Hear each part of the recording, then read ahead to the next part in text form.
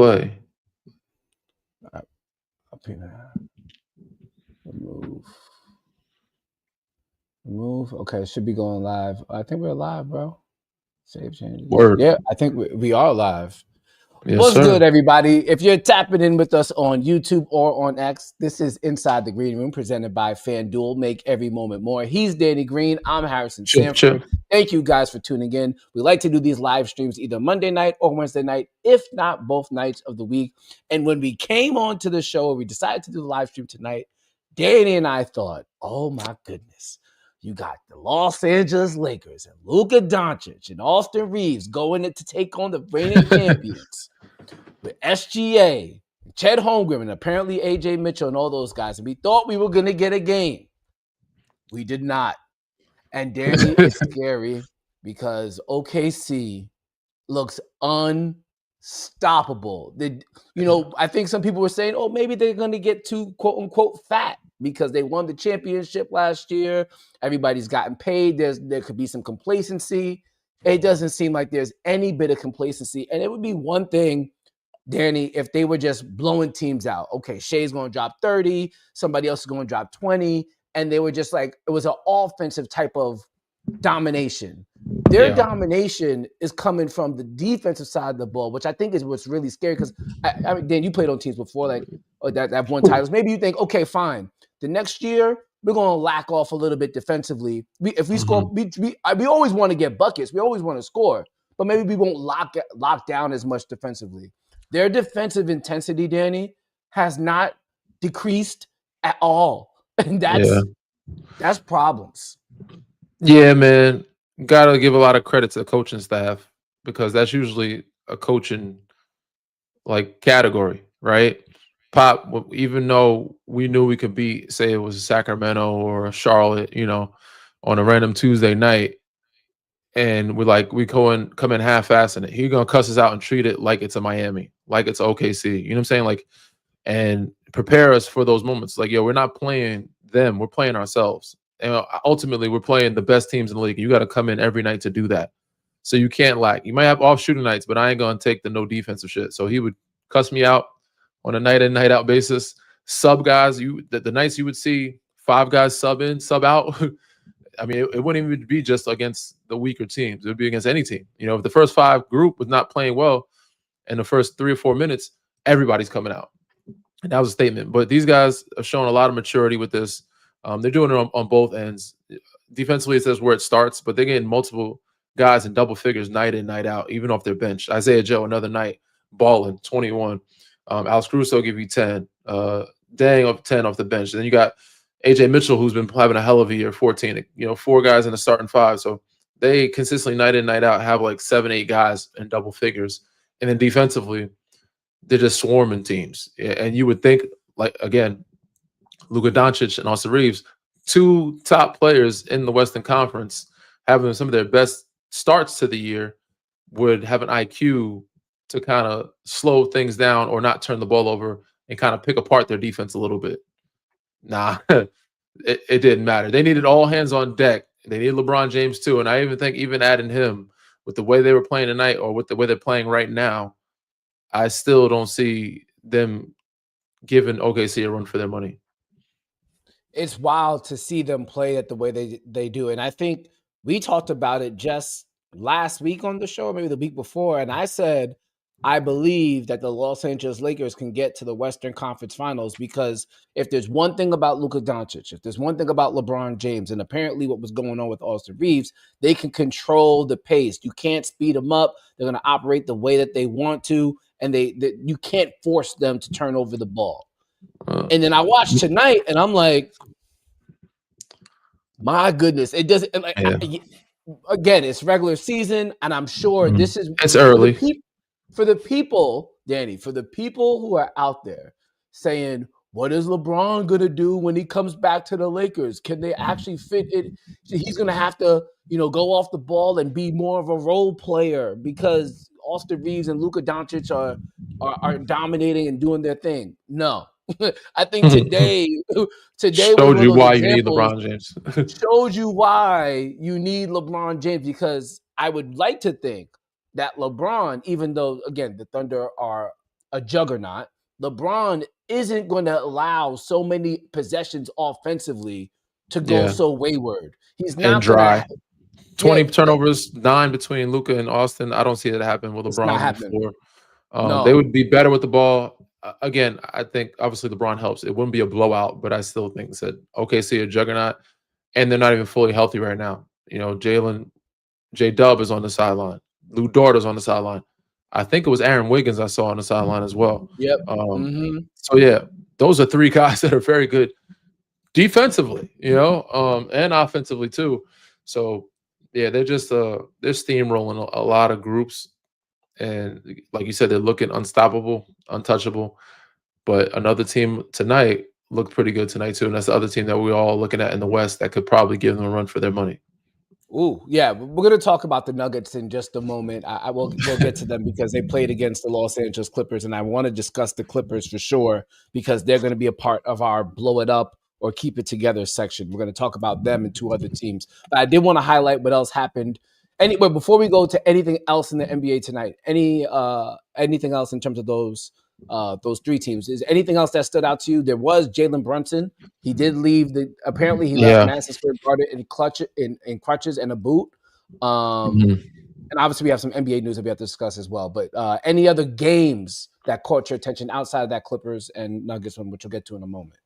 I mean, I didn't get a chance to watch the whole game. I want to rewatch it, but that Warriors Spurs game, Oh as yes. one for it looked like it was one for the books. I want to go back and watch the whole thing. Looks like the guys that we wanted to show up showed up, and it was a hell of a fight. It was a dog fight, and Jimmy I did was his thing. Steph did his thing. Wemby looks like he's doing very well with the addition of De'Aaron Fox. Even though I know some people are looking at De'Aaron Fox like they're seeing flashes of him, but he's not his regular self just yet. But just him being out there, Wemby 31, 15, and 10, triple double. Stephon Castle 23, 10, and 10. Like he is because he's such another threat, and of course that Dylan Harper's out right now. He's opened up the floor for those other guys to do some good things. Even Cornette off the bench in 22 minutes, 12 points. So Wemby and Cornette have a nice little something for sure. It looks like their connection is working. But yet on our show on Monday night, you talked about some of the most difficult thing that you've had to guard in your NBA career is the Warriors action, the split action, the pin down, all that type of stuff. And I watched them tonight. I watched the Spurs try to guard them tonight, and it didn't work. The Spurs look like the amount of easy buckets or the amount of like back cuts that the Warriors were able to yeah. activate. And part of that was because Steph was going crazy. And so Mhm. when Steph is in nuclear mode, it really makes so much attention go to him that other people go crazy. I saw Draymond must have had like two wide open. Please take this. I hope you missed this 3-pointers that he ended up Mhm. hitting. It was interesting to see how good the Spurs are defensively so far this year and how Golden State bad picked they them can look apart. and how they could be picked apart just by a team and a system that's led by Steph Curry and just this complicated and sophisticated offense that they run. You and the reason why, and I think I know why.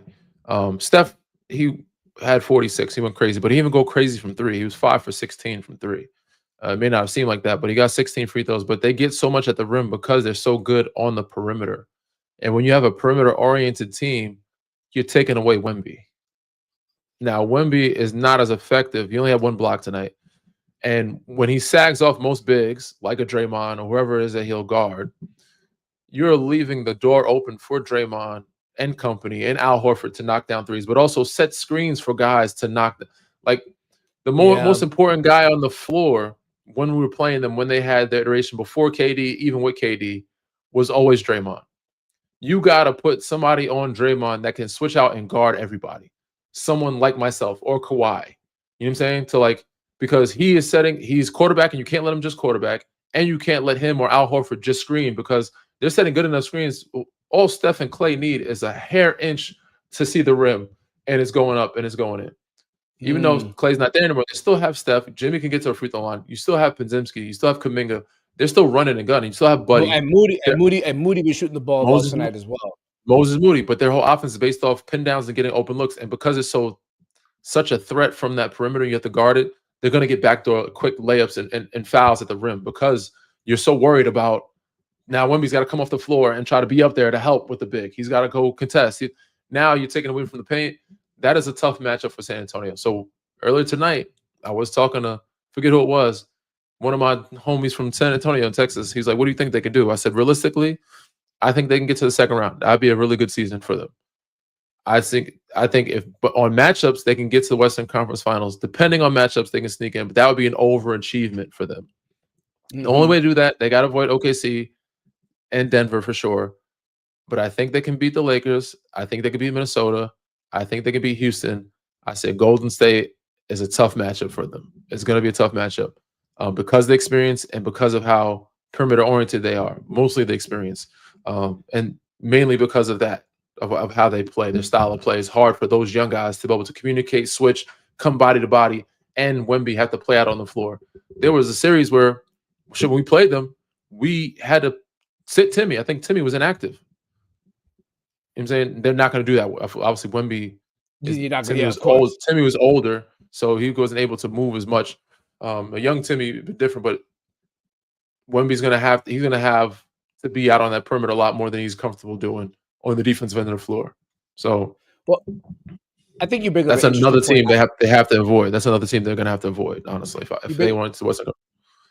You bring up an interesting point about Draymond Green specifically, and I want to get to that, and then I want to get to the quote that kind of caught attention today. It's interesting because I think a lot of NBA fans would look at a 5, right, that can't shoot and say to themselves, well, you just don't have to go out there and guard him. Why? But as you alluded to, Draymond is one of those non-shooting 5s, non-shooting bigs that's still effective at the top of the key. Not because maybe he'll hit a 3 every now and again, but because he's still a playmaker. He could still, and that's if they were categorizing screen assists, he might be all time like top 10 screen assists. Bro. And this is what I know we're talking off top, but like this is what Doc tried to get Ben Simmons to do. Obviously, Ben was more dynamic with getting to the rim and to the basket and finishing offensively in his prime, and he was athletic, and he could pass the ball very well. But it's like if you're not confident, you got to be the guy to set pin down, set screens, or DHO with guys and set good ones because it's only going to get them open and it's going to get you open because eventually those guys are going to come out the paint. You're going to get rolls to the basket or you're going to get fake handoffs and you're going to get dunks.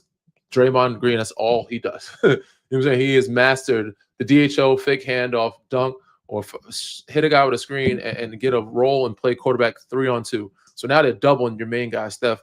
Now it's just him. You get floater. I got Buddy in the corner, Moses Moody, whoever. 3-on-2 or lob for Kuminga, and how many Draymond's got unbelievable assists when it comes to screening and passing. So yes, yeah, no, he's definitely a playmaker for sure. But I found it interesting that, and I was doing radio today for Canada, and I said today was an opportunity for Wemby to not bury the Warriors. You can't bury a team in the regular season, but you can kind of like poke at them and kind of like maybe take an attack at team morale. And I was saying that because of the comments that came out in the media recently where Jimmy and Draymond were kind of talking about individual players trying to get individual success and not playing necessarily for the team success. And they didn't say who they were referring to, but I think a lot of people inferred of maybe it's Jonathan Kuminga. Maybe it was the quote that came out about Brandon Pajemski about him saying that, or a report saying that he wanted to be better than Steph Curry, which I don't blame him. Everybody should want to be the best player of all time. Yeah. But I thought it was interesting for that quote to come out and then for them to take on Victor Wembanyama, who says he's addicted to winning. This team is has been playing well recently. And the Warriors say, nah, chill, son. It's not time yet. We still big brother. We still big brother. Again, yeah, this was a moment for little brother to be like, there's always that moment where little brother starts, ready to kick big brother's ass. Like there was a moment when we were in San Antonio, we were the big brother.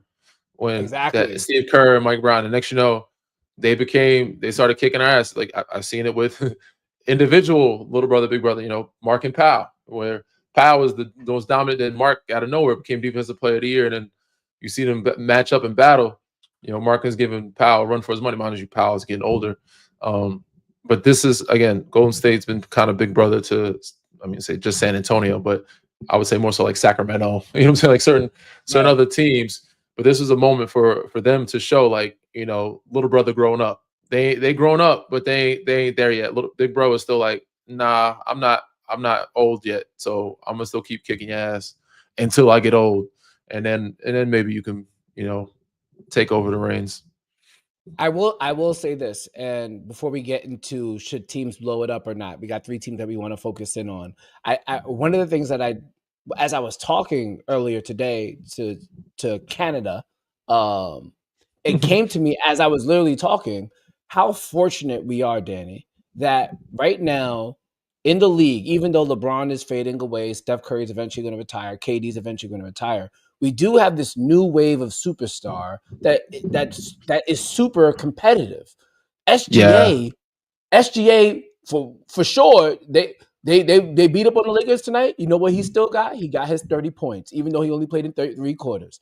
You have a guy like Anthony Edwards who he don't has care to not be run. friends on the court. Yeah, He has not run from the fact that Kevin Durant was his role model, but he also wants to smoke with Kevin Durant.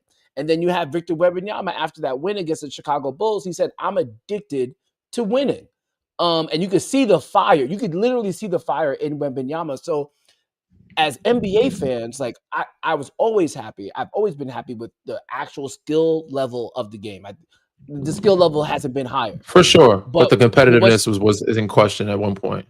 but the competitiveness now that we see among the young breed, the ones that are coming up, Yeah, I am very, very, very happy to see that it's they getting all want the smoke.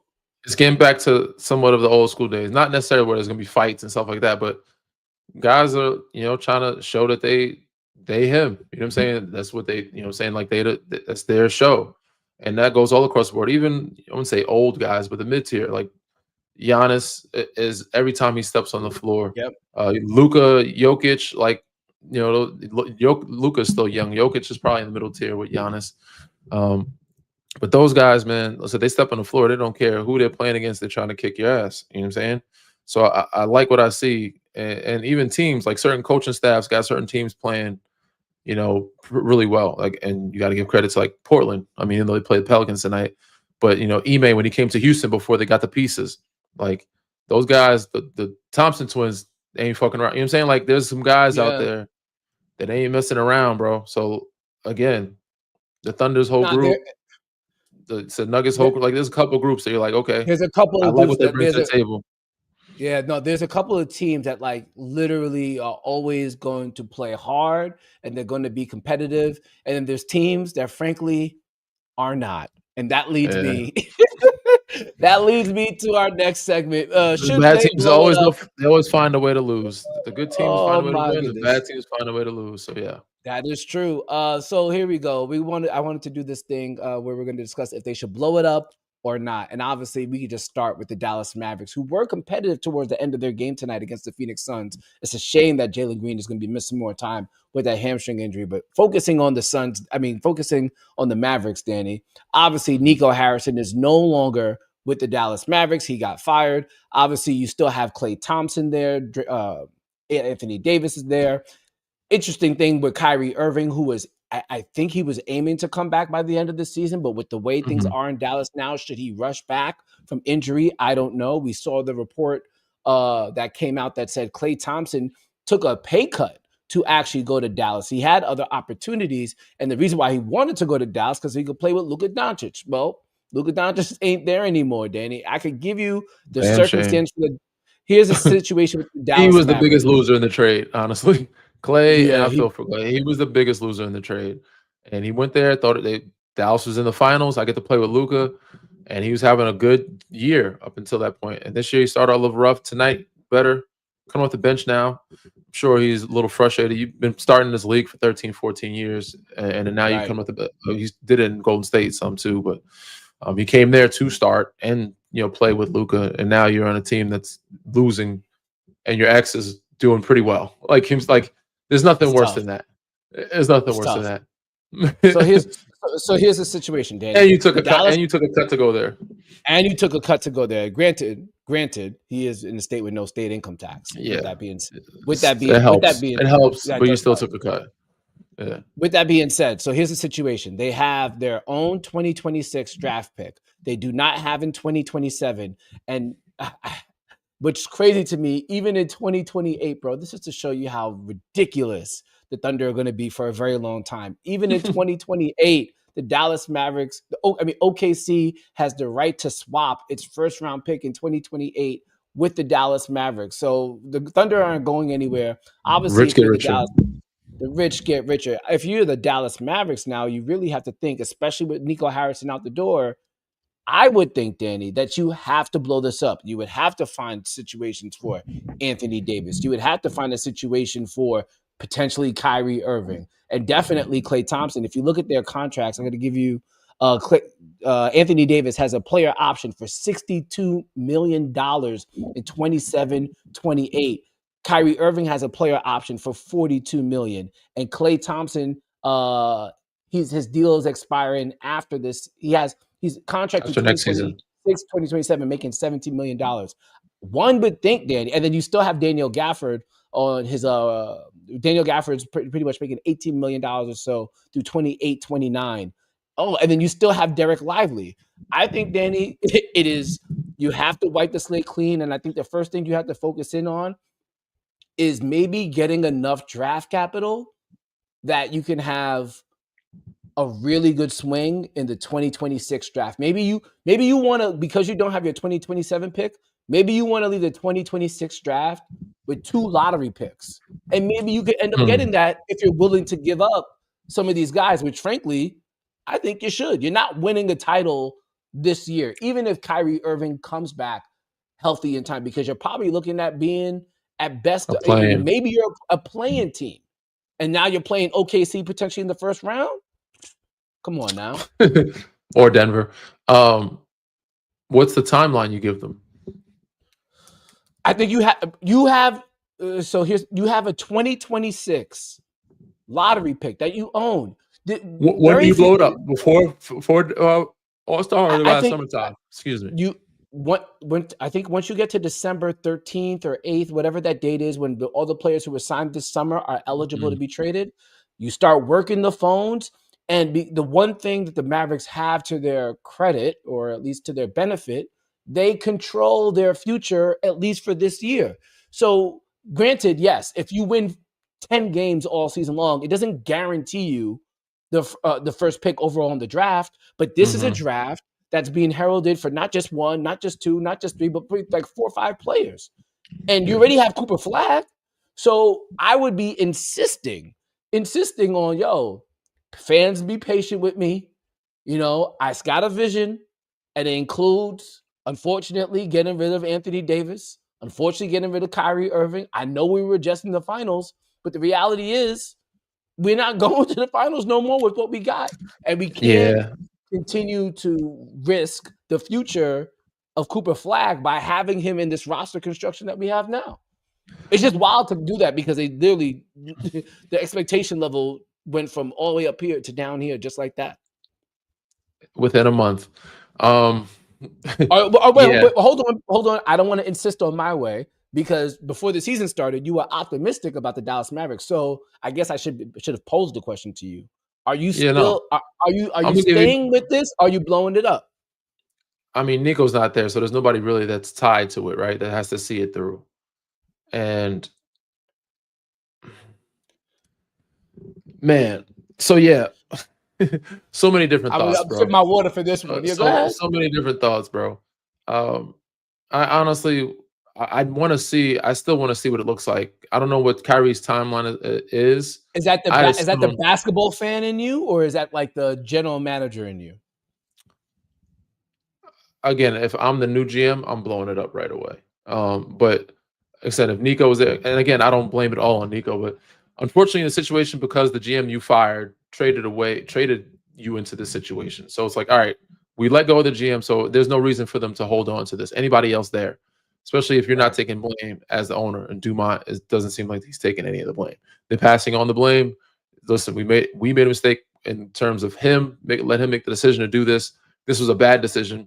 Again, your ex looks better. Like, the person you traded away is doing very well, and you're doing terribly. So it only gets worse and worse as the days goes on.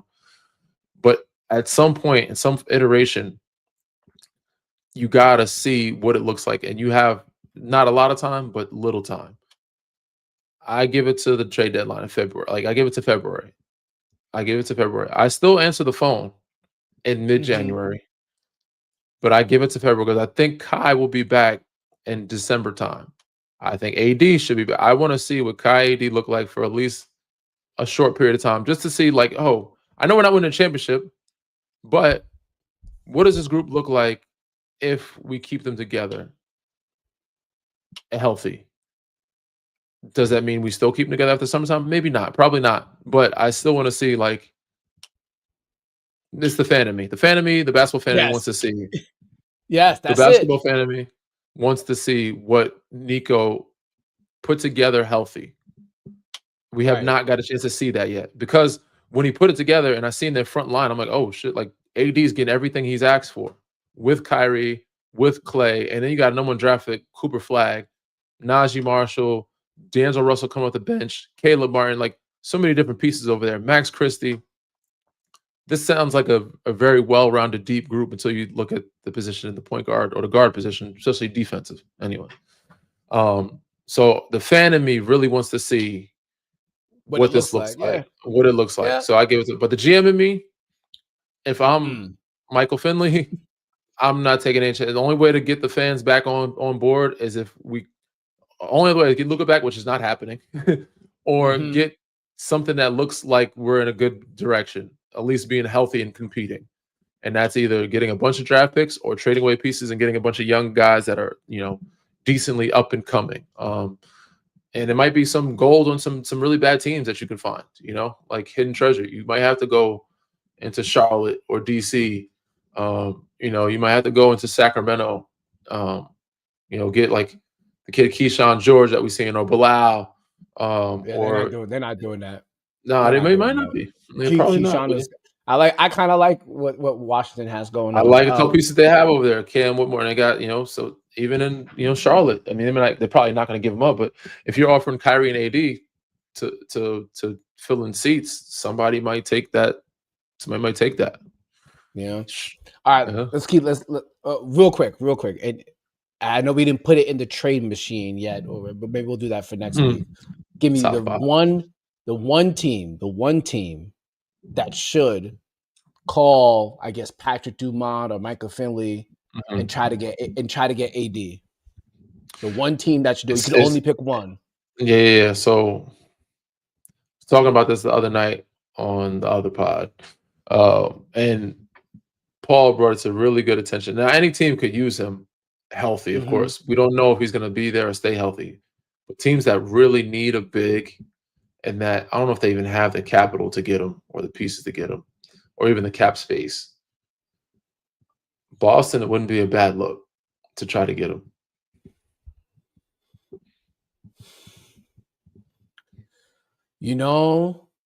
That's not bad. That's not bad because we'd have to look at the cap situation. I don't think he would fit. I mean, it would seem to. I would believe that would mean they would have to get rid of Derek White in some way, shape, or form. From a cap space perspective, again, we didn't put in the trade machine, but I could see that working, especially if they didn't want to force it. If they just basically said, "AD, come here, get used to this." This is the year that said Jason Tatum's taking a year out, or Indiana. Nah, him and Siakam don't work. Why wouldn't they? I guess they could. Tyrese Halliburton, they run at a pace that AD would have to get used to. You'd have to go back to being a small ball five. AD doesn't want. AD's made it clear he's not playing. He don't want to play the five. Yeah, you're gonna have to. Sorry, bro. Today's NBA, you have to play the five. You know what I'm saying? Why is he so anti-5, bro? Like he's not a different. Like he wants to be in the conversation with Tim Duncan, KG. Like, you know what I'm saying? Like those guys could have been fives too, but they wanted to be power forwards. And he wants to be known as one of the best power forwards. Like once you're in that center position, it's a different group of guys that you're now compared to. Even still, he's still. I mean, he's still top 75. Yes, I get it. But yes, Indiana, because they have so many pieces that are paid or not paid that have depth. When you have Nembhard, TJ McConnell come off the bench, Mathurin, Neesmith, like you have a lot of depth and a lot of pieces. Obi Toppin, you keep Pascal and Halliburton, of course. and you want to keep some of your shooters, but they have a lot of depth and pieces, man. And That's Indiana that's could not use a big. that's Losing Miles Turner, you need a big. And if that's Rick not Carlisle bad. can make it work, I think those two teams could do it. It would be nice for them. Mind you, they're sitting out the year because now AD can go whole year. You got to have the right people and staff to get him right the whole year healthy and let him get some rhythm, learn the system. It's kind of like Dallas all over again last year for him. But with a Yeah. group of guys coming See, back next year for sure, that you're like, all right, we're gonna be good. but that's also the thing, man. Like, how long can AD how long can AD not play serious basketball? And that's a discussion for another day because I want to discuss Bradley Beal. And I had sent you this text message, Danny, and I said Bradley Beal has played unserious basketball for so long that I think like I don't know if he's actually like as good as we ever thought he ever was because Mhm. he's just been so far removed from playing winning basketball, and I just felt like he was playing dispirited basketball. Unfortunately for Bradley Beal, he did get hurt, and I wish I didn't say that before leading into the injury news because that's just unfortunate. But he is gone for the Yeah. season. Now, unfortunately, it looks even worse because Norman Powell was just right there, and Norman Powell's obviously doing his thing for the They couldn't Miami pay Heat. him. That's my They take on it. could, That's what I thought. I thought they but they traded him could have, because they couldn't pay him. but they still could have kept him for the year. They could have. He still had a year left on his deal. Yeah, You know so what I'm you can't. saying? So you So just like, lose him for nothing. You lose him for nothing. no, you could you retain the talent, and then eventually you figure it out after that. But you retain the talent, especially again. I hate to say this because he just got injured, but my hesitation to ever bring in Bradley Beal on the Clippers or any team is just like he hasn't. When he was with the Phoenix Suns, he was not playing winning basketball. We said it before the Understandable, season but they started. didn't. They didn't trade Norm for Brad. Brad was a late pickup after a buyout. Norm was traded because they just couldn't keep. They had bring James back. They had Kawhi there. They had Zoo back. Like they're gonna. There's certain guy. They brought They in could Brooke have. Lopez.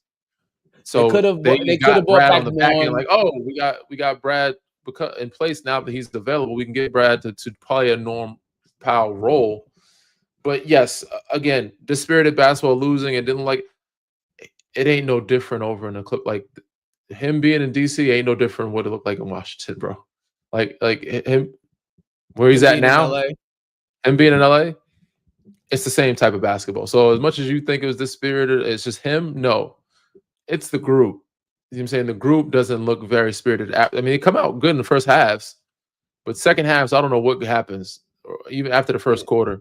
But second half, it's it looks rough for them, and it's no different than when he was back in DC. To me, honestly, I cannot understand that a team that was very competitive with the Nuggets last year. They are one of the most unentertaining watches in the NBA right now. A team yeah. with a top 75 player of all It's time in because you James have the Harden. expectations for them, yeah, and of course Kawhi too.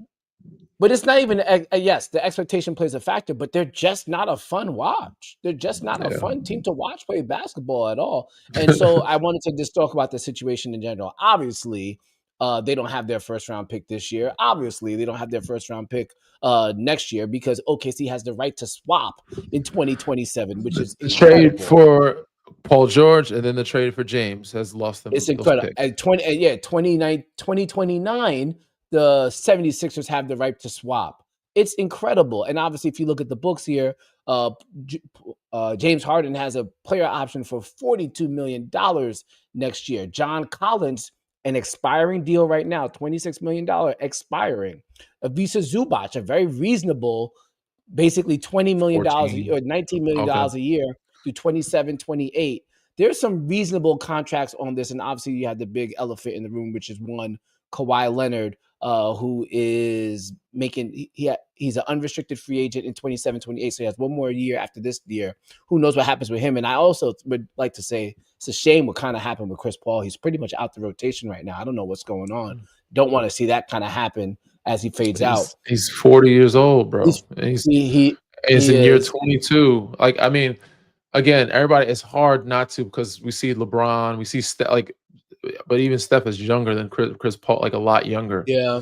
But to see Bron do it, make it look easy, it ain't easy, bro. Most guys at year 15 are at the back end. This is year 22 for him. You know what I'm Yeah. saying? Or 21, whatever it is. He's playing 20 plus years in the league. And for him to play 82 games last year was an Right. incredible feat. And play and start, for the Spurs. Like he had a great year. I didn't expect him to do that. Like that's a great year, even though Spurs weren't great Him just when he suiting up was for there. 82. Him for Him just suiting up suiting up and for 82. starting, yeah, and then helping them understand and build Steph Castle, like Wemby, the mindset. That was unbelievable. I'm shocked. He's a 5'10", well, not a 5'10" guard, but he's a guard. You know what I'm saying? Like people look at him as a Mhm. 5'10" guard. He's a 6'2", whatever. He's a small guard. Most of those guys don't last more than a decade in the league. He's done 2 decades.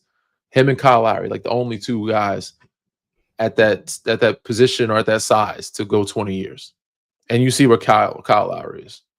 It was you make good points. Yeah, it should. I want to get back to the topic. So talk about blowing it up or keeping it together. So we Mhm. know that this Clippers thing has to come to an end soon, right? But Yeah. the question, the reason why I'm posing the question is, do you just do it now? Like obviously you're not going to do it tomorrow. I'm talking about by the trading deadline. Do you just say, Yes. okay, this is not going to work? Yes. You can Yes. get James Harden's going to opt into that player option next year. We don't. Basically, you say, I don't want James Harden. I don't want to pay James Harden $42 million next year for this Clippers team that's not going to go anywhere. I don't want to We pay can get, anybody of these guys for we're losing. I don't want to pay any of these guys to yeah, say trade away as many assets as you can because just get as far into the cap as possible, get as much draft capital as you can get. Keep maybe 1 or 2 young guys, but realistically, everybody's up for more. And this is not only as a GM but as a fan of the game of like do some of you're these like, guys nah, favors, put them in better positions. Like even you look at Sacramento, we didn't expect much because they're terrible, but some of those guys I know and I like their game, and I want to see them in better situations. Do that organization a favor, do the fans a favor, and do the players a favor. Get them in better places for them to be. right, You know what I'm saying? So, Dallas is like, I want to see what they look like, but as a fan, as a GM, I'm going as a fan and as a GM, Clippers got to change some things up, bro. Like it's right. as soon as possible, ASAP. And yes, a lot of their draft capital is owned to the Oklahoma City Thunder. A lot of their draft capital is owned to the Philadelphia 76ers. I think what's going to make it difficult or interesting for them, Danny, is like, okay, you have $26 million expiring on John Collins' deal, right? Mhm. So maybe there's a team that says, oh, we'll take a $26 million expiring contract. But at the same time, because because this draft is so good, nobody's really going to want to give up draft capital, particularly for these for 2026. Maybe they can think about for 2027, but at that Mhm. point, like, do I even want to give up a draft pick for John Collins? And that's no shade to John Yeah. Collins. It's just being real. It's an Maybe interesting for situation. maybe for James Harden, maybe I don't know what you do with Kawhi, but those 2 guys, maybe they'll give up. Yeah, it's an interesting situation for them to be in, and you kind of referenced it, so let's just get over to it real quick. The Sacramento Kings. It is time to blow it up. And I will say this, shout out to Doug Christie, the head coach of the Sacramento Kings, who still stood on business regardless of how the team has been playing, saying, we're gonna give us some time. Everybody who's talking nonsense, keep talking it. And to be real, everybody should talk nonsense because the team doesn't make sense. The team doesn't fit. And so even if 2 years from now, a year from now, Doug Christie comes back and says, I told y'all we're going to get this right. You're probably going to get it. If you get it right, it's not going to be with these players because they just don't work. It's not that DeMar DeRozan is not a good basketball player. He's just not a floor stretcher. And you have him on the court with Russell Westbrook or Dennis Schroeder. And it's not that Domantas Sabonis is a bad center, but he doesn't play great defense and he can't move his feet. And he's not that great offensively to make up for it. It's just a bad roster. I don't know what else to say, Danny. And it's just a shame that you make a great point. At this point, I don't even want to blame the players because we know who DeMar DeRozan is. We know who Domantas Sabonis is. We know who Zach LaVine is. We know who Dennis Schroeder is. We know who Russell.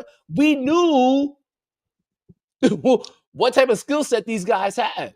So I can't even be mad at them. It's Malik Monk. management being like, what were y'all thinking? Yeah. I guess get names to get people in seats to try to recoup. I don't know. But yes, Russ is balling. He's having a hell of a year. I love the fact that he's getting those minutes and playing and at a high level and still putting up good And numbers. he's shooting the So three too. yeah, so is Demar and Zach. Like they still got some good legs in them. Like to play somewhere and give a group some good energy. Even Malik Monk, it could be a good solid bench piece for another team. A lot of teams. Um, yeah, it's time, man, and we all knew it wasn't going to work. And it's not their fault. I just would like to see these guys in better places, happier, because it could be better basketball played. And Schroeder said he played MVP of the summer every year. Like he is EuroLeague MVP. Like he's nice in summer, and in certain systems he looks really good. Some of those guys could use. Some teams could use them, even though Detroit's at the top of the East. I'm sure they would love to have Schroeder back or get a Malik Right. Monk to come off the bench for them. You know what I'm saying? Like um, Russ could be used in other. Now people saying that he still is capable. Russ could definitely be used in some other aspects on other groups. DeMar and Zach for sure can be used in other places. And DeMontis Sabonis, this is some of his good years, bro. He should not be wasting some of his good years playing this type of basketball when it was just 2 years ago they were damn in 7-game series with the Golden State Warriors, maybe 3 years ago. Crazy.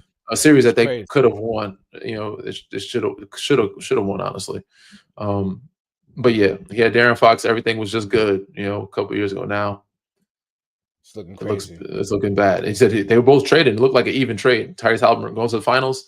They were playing well, but now it's just like, nah. Trade don't look even at all. Even Yeah. Tyrese Halliburton missing the whole year. All right. Want Yeah. to go? Got two more things.